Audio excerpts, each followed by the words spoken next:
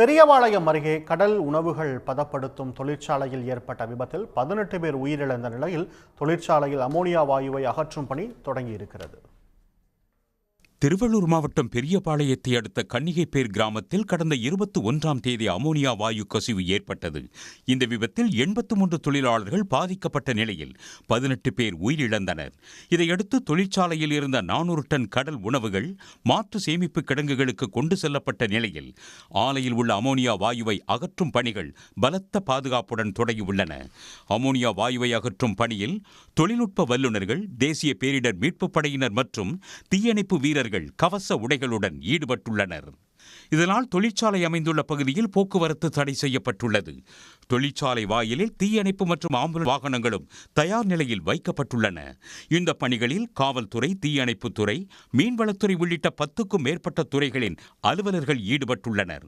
இந்நிலையில் செய்தியாளர்களிடம் பேசிய திருவள்ளூர் மாவட்ட ஆட்சியர் கவிதா, காலை 9 மணி முதல் 5 மணி வரை என 2 நாட்கள் அமோனியா வாயுவை அகற்றும் பணிகள் நடைபெறும் என்றும் 300 மீட்டர் சுற்றளவில் உள்ள நிறுவனங்களுக்கு விடுமுறை அறிவிக்கப்பட்டுள்ளதாகவும் அவர் தெரிவித்துள்ளார். இந்த நடவடிக்கை மேற்கொள்வதை அடுத்து இந்த இண்டஸ்ட்ரி இருக்கிற 300 மீட்டர் தொலைவில் இருக்கிற வேற ஹவுசஸ், அதர் இண்டஸ்ட்ரி அதுலலாம் இருந்து பணியில இருங்கவங்களுக்கு எல்லாமே விடுமுறை கொடுத்து அவங்களெல்லாம் அனுப்பிட்டோம். இந்த இண்டஸ்ட்ரிக்கு அருகாமையில் இருக்கிற 300 மீட்டருக்கு வெளியே தான் குடியிருப்புகள் இருக்கு. உள்ளூர்ல குடியிருப்புகள் எதுவும் இல்லை. அதனால மக்களுக்கு முன்னெச்சரிக்கை நடவடிக்கைகள் மட்டும் சொல்லியிருக்கோம்.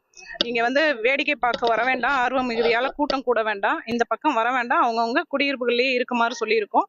அமோனியா லீக்கேஜ் இருந்தா உடனடியாக அவங்களை கூட்டிட்டு போறதுக்கு பஸ்ஸும் அரேஞ்ச் பண்ணியிருக்கோம். ஆனா அவங்க எல்லாம் சேஃபர் ஜோன்ல தான் இருக்கிறதுனால பதற்றம் அடையாமல் இருக்கணும். அமோனியா வாயுவை அகற்றும் பணியில் 15 பேர் கொண்ட வல்லுநர் குழுவினர் ஈடுபட்டுள்ளனர்.